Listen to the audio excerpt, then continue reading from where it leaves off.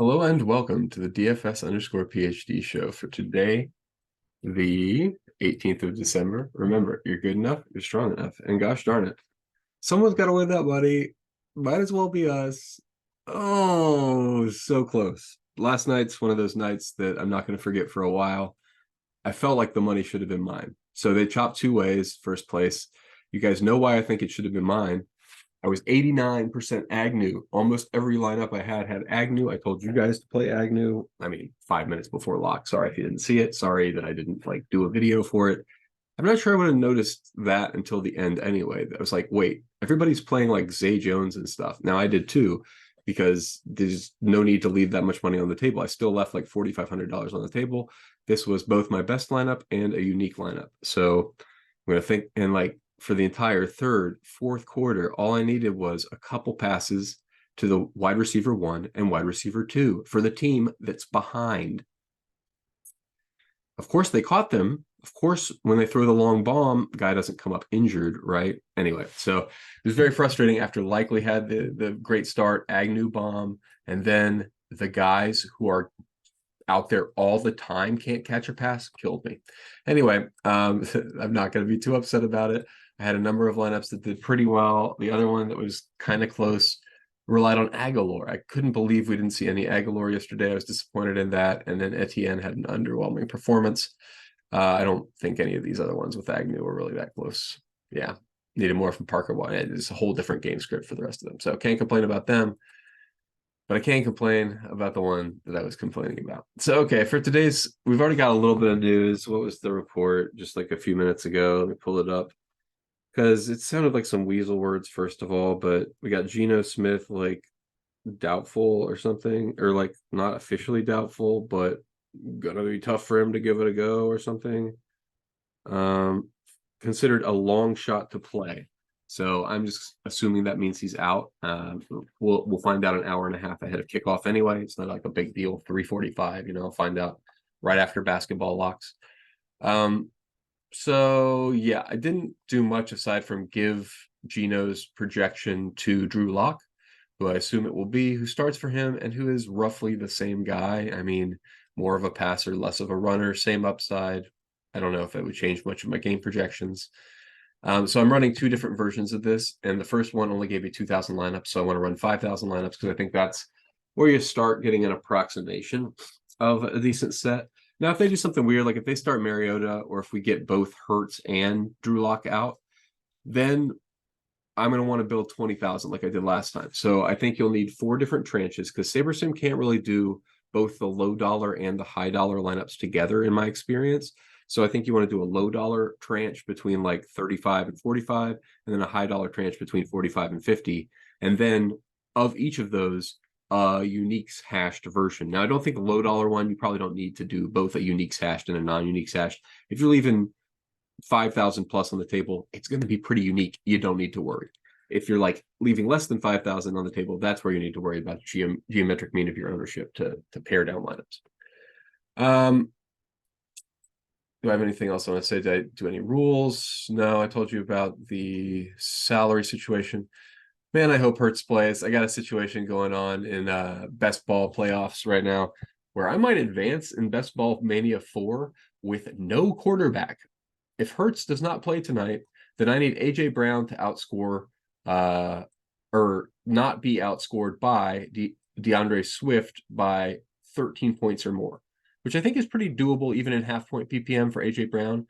I mean, obviously the passing attack won't be as good. You'll see a ton more opportunities for Swift, but he'd have to have 2 more touchdowns than Brown, and that could happen, but it's still hilarious that I might have my second advance with 0 QB. And I tell you what, that's going to really pound a lesson home to me about quarterback bye weeks do not matter. Hey, if you're playing and you're like, oh man, I can't take this quarterback because then there'll be 1 week where I don't have a quarterback. Hey, you know what's worse than 1 week with no quarterback?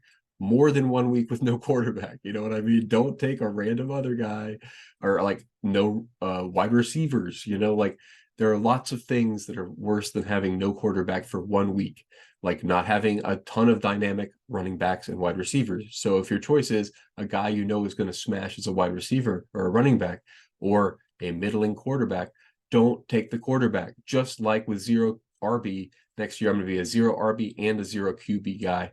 You take a star QB, and then you take a bunch of like guys who are backups who probably wind up being QBs.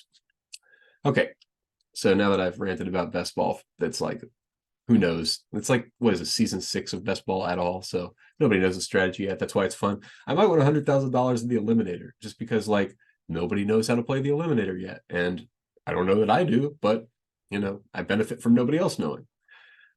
Like for real, that lineup is my absolute best lineup. It's easily going to advance this week into the semis. And then once we get into finals, pretty good. By the way, the best ball mania lineup is a week 17 is all that matters. Okay, back to today's slate. I got pretty excited. I looked at that a little bit earlier today. Yeah, it looks like I agree with this. The quarterback's captain, that'd be your optimals. The obviously heavily duped optimals. So AJ Brown, Tyler Lockett. If I had left in, I think I don't know why I unclicked DK Metcalf. That was an error. I'll rerun this with DK Metcalf in later. Probably Kenneth Walker should be in the mix. It's just that I don't really see the game script for him. He's kind of their running down back. And so like it's possible they get out to an early lead with backup quarterback. I mean, if it's backup quarterback against backup quarterback, yeah, we definitely click Kenneth Walker. But he's just not going to be I don't think the game script where he's optimal comes up that much in the situation where Geno is out and Hurts is in. Okay, so yep, looks like we're getting to almost 100% quarterbacks right. 120 plus what was the captain percent? 65, so 185. So all but 3 out of 20 lineups have both quarterbacks in your optimal. That's how you should do it. Like if you want to build the winning lineup, and you don't care about dupes. Now, the easiest way to get away from dupes is to not play Drew Lock, right? I mean, now I did put in an ownership. I thought I put in an ownership of 10 for him. I'm just make it 25. Need to make sure that the machine knows that everybody's going to know he's the starting quarterback. It's not going to be a surprise. Okay. Yeah, we got a mega value as well down here at the bottom. The tight ends for Seattle are priced like they are not going to play, but they are definitely the tight ends. And I mean, like, it's partially because Fant is so bad, but I mean, it's not really just that. Let's look up Seahawks snap counts just to make sure that this is the situation, but I've watched all the games, so I don't have to really worry that much about whether or not this is the situation. Tight ends. Pant, Parkinson, Disley, they're all out there. They're all out there a lot. Like, look at the number here. Like, this doesn't even make any sense. The math ain't mathing, as the kids like to say. But like 56 plus 46, that's 112 plus 40. They're running out 50, more than 50% of their possessions are 2 tight end sets. So yes, Parkinson and Disley have not to date caught that many passes, but they are out there a lot. So could they fall into the end zone? Yeah, they can fall into the end zone. Like, I don't know, a 10th chance for each of them. So especially, I mean, like if it's a Drew Lock, what's he going to do? You're going to throw an amazing, back shoulder pass to the corner of the end zone to DK Metcalf or Tyler Lockett? Or are we going to get that like, ooh, it's a fake goal line, which the other team could easily stop because they're expecting it. But then we get like 3 tight ends rolling out, and it's kind of hard for the linebackers to cover them still. Now, this does assume that they're at the goal line at any point in the game. But I kind of think that happens. It's not going to be that wet of a game or windy. These aren't like the best defenses in the world. And anyway, what even at their current rates of points, like giving them 30 snaps, yeah, I mean, I should even up Parkinson's projections, right? If he's at 10 points per 100 snaps and he's going to get 3 snaps, that's that's 3. I don't have him for 3, right? I had him at 2.87. So yeah, this is definitely not too much of a projection for Colby Parkinson. You could even round him to 3. I'm putting 3 and just seeing if it actually materially affects the results. I didn't think it would, but it's fun to make custom projections. Okay, oh yeah, then I can do the same thing for the other guy. Disley at 7.4, so a quarter of 7.4. 0.4. 1.85 for Disley. I think he was a little bit lower than that. 1.85. Where's my Disley? Yeah, a little bit below that. So 1.85. So I'm sure that these will be the margins by which the slate is decided, but for sure, the dudes are going to be out there. They're going to be like available to catch passes that the pass thrower will be able to throw, which will be important on this slate. Okay, now let's go over to the lineups I would actually play. So none of those lineups are lineups I would actually play, probably. All of those will be heavily duped. I don't generally jam quarterbacks quite that much. Yeah. So this would have what, 50% plus 145%. So 195% quarterbacks. All right. Well, hey, if I can get different without having to fade a quarterback, like this is getting different with more quarterbacks than the optimal. Okay. Now let's see what was my salary range? 47 to 49.8. Did I fill full lineups? No, I did not. Not quite. So with Sheets rule, that's about the range in which you get a full set of lineups. So I like to make sure my face space is being densely sampled. So I want to make sure that like when I'm building up my lineups to my 5,000, the salary range I consider is just enough to fill the 5,000. You know what I mean? So that I'm getting a sample every single part of the salary range, because that's what you expect, right? You expect that you get this equal sampling, but you have to make sure of it. Okay, anyway, so can you tell I've been thinking about statistical physics a little bit more recently? Okay, I know that's going to be just so exciting. Now, see, this is what happened. I told you that Drew Lock is going to be at least 25% owned minimum if he's the starter. So come on, you don't have to have 90% Drew Lock, I assume. Yeah, I'm not going to I'm not going to force him out of there, but I assume they were doing that because of the Sheets rule, or the geometric mean of the ownership, right? So a lot of these lineups now with him at 50% might not count. So we'll have to find out. It might be a little bit wider salary range. That's what I'm expecting. And like I say, if Hertz is out as well, then you're going to need a mega salary range. And I will need your prayers for DeAndre Swift not to score infinity points, because then I will be buried in my 0 quarterback lineup for the playoffs. Otherwise, I mean, it's just an illness. Hertz will be back next week. I mean, honestly, that lineup has 2 quarterbacks next week, because guess who the other one is? Aaron Rodgers. Yeah, that'd be fun. That would be something for the best ball playoffs for me to come in with a gotta be 0% Aaron Rodgers or whatever, and have him go for like 5 rushing touchdowns or whatever dumb thing he would do, because he's going to make it all about him. So anyway, here's hoping for naked Aaron Rodgers week in week 16 and 7. Okay, so do I have any other weird takes? I don't think you've heard all my takes for today. Play Colby Parkinson to get different. And if you want to get different from getting different, play Will Disley, because both of them are going to be out there the equivalent amount. Parkinson's just a more talented catcher of the ball and like runner of routes. I mean, if you've watched the two play, you know the difference between the two is Disley can go, hey, and Parkinson can go, run, run, run, cut. There's a cut element to his game that I don't think is in Disley's game quite as much. Now watch the actual game. Disley's going to have an amazing touchdown on a really nice cut where he jukes out a linebacker or something. But that would be the first time. I don't remember that particular highlight from his pass.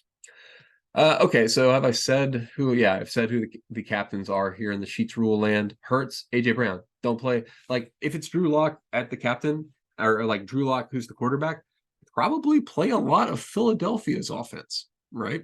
Because Philadelphia's offense, if Hertz is in it, you can see like this is my Geno out, Jalen in build. If you want to, you don't have time later today, you can build a bunch of cases. But anyway, I do have time later today. I'm just building this one to remind myself what it's about. But my point is, if you got one good offense and one bad offense, don't pretend like you got 2 equally good sets of choices. It's going to be a beatdown. It's not going to be 24 to 21. I'll tell you that much. I assume the line is on the move towards Philadelphia, and I will make the line be on the move, because with Drew Lock, they will not be scoring as many points. And I do not expect it to be as close. I expect it to be a blowout. Huh. But I still wind up with fewer points for all of Philadelphia's guys. That's weird. Except for the running backs, maybe? Yeah, except for the running backs. Okay. Yep. Makes sense. Wider game total, they'd be running the ball more, ground and pound is more cases out of the total. Just not what I wanted. Okay. Let's see what we got for flex exposures. Oh, I hate how much SaberSim likes DeAndre Swift tonight. Stop it. Don't give him any points. Don't give him 13.39 points. Although, actually, wait, what are we projecting for? Let's go top to bottom. AJ Brown, 17.7. All right. So as long as AJ Brown can hit half of his projection, it'll be a no sweat advance.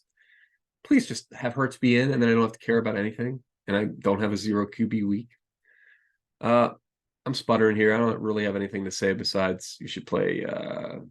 It looks like there's plenty of sheet rule lineups here. So I probably am mostly going to play those. If you're the reason I build them both is to get a sense of what the field's going to do, because 50% of the field doesn't care about Sheets' rule. And so that's why I built the other lineups, is to make sure like amongst those, these still look good. But yeah, today there's just so much value that I don't have any problem with this set of lineups. I would play more. That's kind of the thing I'm thinking about yesterday too, right? Like the reason I didn't play more lineups is I'm driving home from the beach and making lineups on my phone in the car. Like, oh, that shouldn't ever be the constraining factor. I had an angle. My angle was Agnew. Should I have just I should have pulled up SaberSim right quick, mass produced 5 lineups, 10 more lineups, popped them out. Maybe one of them is the winner. Having them all be hand builds, maybe that caught me in some sort of a mental correlation corner or whatever. Regardless, we're chilling out. We're letting that $300,000 go. Hey, could have been $1 million. They do Showdown Billionaires. So it would have been kind of bad luck to win that $300,000, which I don't feel obviously like that's bad luck. Congratulations again to the winners. Let's wrap it up like that. Congrats again to Standish and Whoop for your win yesterday. Remember, everyone, you're good enough, you're strong enough, and gosh darn it, someone's got to win that money. Some days it's them, but some days might as well be us.